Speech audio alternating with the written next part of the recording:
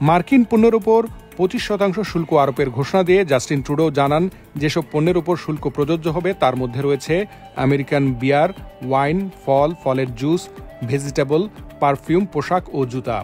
এছাড়া খেলাধুলার সামগ্রী, ফার্নিচার, প্লাস্টিক ও হাউসহোল্ড আইটেম রয়েছে এই তালিকায়। তিনি বলেন, এই পদক্ষেপের পর সরাসরি প্রভাব পড়বে পণ্যের দাম ও যুক্তরাষ্ট্রের অর্থনীতির উপর।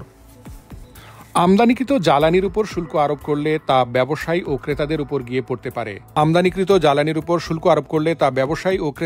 গিয়ে পড়তে পারে, যার ফলে সব ধরনের জিনিসের দাম বেড়ে যেতে পারে। যুক্তরাষ্ট্র প্রায় 40% অপরিশোধিত তেল আমদানি করে এবং এর বড় অংশই আসে কানাডা থেকে।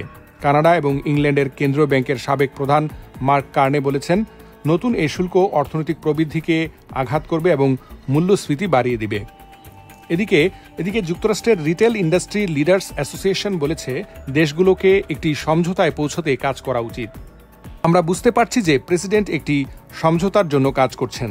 4 দেশের নেতাদের 4 ফেব্রুয়ারির আগে একটি চুক্তিতে পৌঁছানোর জন্য কাজ করা উচিত, কারণ ব্যাপক ভিত্তিক শুল্ক যুক্তরাষ্ট্রের অর্থনীতিকে ক্ষতিগ্রস্ত করবে বলছেন তারা।